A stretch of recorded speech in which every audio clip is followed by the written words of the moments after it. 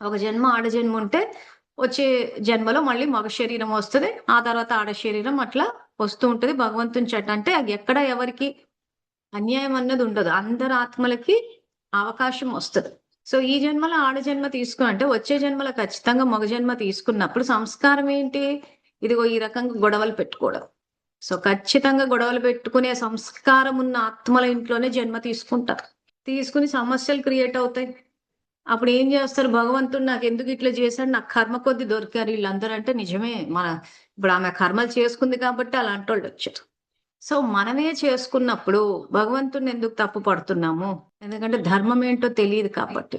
భగవంతుడే తలరాత రాస్తున్నాడు. ఆయనే ఇలాంటోళ్ళని ఇస్తున్నాడు మాకు అంటున్నారు. ఆయన ఇవ్వటం లేదు. ఆయన మంచోళ్ళనే ఇచ్చాడు. మనం కెలుక్కున్నాం. సో, ఇప్పుడు భగవంతుడు అవతరించి సరిదిద్దండి అంటున్నాడు. కర్మేంద్రియాల పైన రాజ్యం చెయ్యండి అంటున్నాడు. అందుకే 5 గుర్రాలను పట్టుకున్నట్టు చూపిచ్చాడు. ఇక్కడ మెయిన్ నోరు అదుపులో పెట్టుకోగలగాలి. ఆ నోరు అదుపులో పెట్టుకోవాలి అనంటే శక్తి అవసరం మనకి.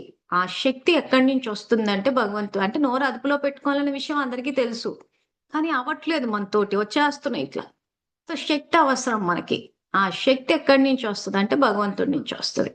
సో, ఏ రకంగా వస్తది అనంటే నేను ఆత్మని శాంతి స్వరూపాన్ని, పరమాత్మ నా తండ్రిని విజువలైజ్ చేసినప్పుడు వెంటనే అబ్జార్బ్ చేస్తది. ఆ అబ్జార్బ్ చేసినప్పుడు ఏమైతదనంటే ఆత్మలోకి శక్తి వస్తది. ఆ శక్తి వచ్చినప్పుడు కొంత ఈ రకంగా నోరును అదుపు చేసుకోవడం, పెట్టడం. ఇప్పుడు మనకు జ్ఞానము వచ్చింది. సో, భగవంతుని యొక్క కర్తవ్యం ఏంటంటే మనకి జ్ఞానాన్నిస్తారు, శక్తినిస్తారు. సో, కర్మేంద్రియాలని జయించమని చెప్తున్నాడు. ఈరోజు నేను ఏం మాట్లాడాలి, ఏంటా అని చెప్పేసి ఆత్మ నిర్ణయించాలి. సో, ఆత్మ దేని ఆధారంగా నిర్ణయిస్తది? భగవంతుడిచ్చే జ్ఞానం ఆధారంగా నిర్ణయిస్తది. మన సొంత తెలివితేటలు వాడినికి ఇక్కడ ఏమీ లేదసలు. ఆయన ముందే చట్టం రాసి పెట్టేసాడు. సో, మనం ఇక్కడ ఏం జేస్తున్నాము? మనం ఏం క్రియేట్ చెయ్యట్లేదు. మనము మన ఆత్మని భగవంతుడితోటి అలైన్ చేస్తున్నాం. అనుసంధానిస్తున్నాం అంతే. సో, నేను ఆత్మని శాంతి స్వరూపాన్ని, పరమాత్మ నా తండ్రంటే శాంతి స్వరూపమైన ఆత్మని శాంతి సాగరుడైన తండ్రితోటి అనుసంధానిస్తున్నాం అంతే. కనెక్ట్ అవుతున్నాం. అబ్జార్బ్ చేస్తది. ఆ తర్వాత మళ్ళీ బయటి నుంచి కళ్ళ ద్వారా గాని, చెవుల ద్వారా గాని ఏమీ తీసుకోవద్దు. మళ్ళా చెత్తంతా పోగేసుకొని లేని అంటురోగాలన్నీ తెచ్చుకోవద్దు.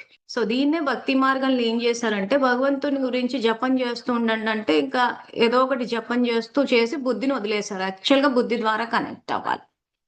సో, జ్ఞాన మార్గం కష్టం అంటారు గానీ యాక్చువల్‌గా అదే ఈజీ మేము ప్రయోగం చేసి చూస్తే. ఎందుకంటే భక్తి కొంత శ్రమతో కూడుకున్న పని. ఇప్పుడు ఏవైనా అది పూసలిచ్చారంటే అలా తిప్పుకుంటూ జపం చేయాల్సొస్తది. ఇదైతే డైరెక్ట్ సంకల్పం ద్వారా చేసేయొచ్చు.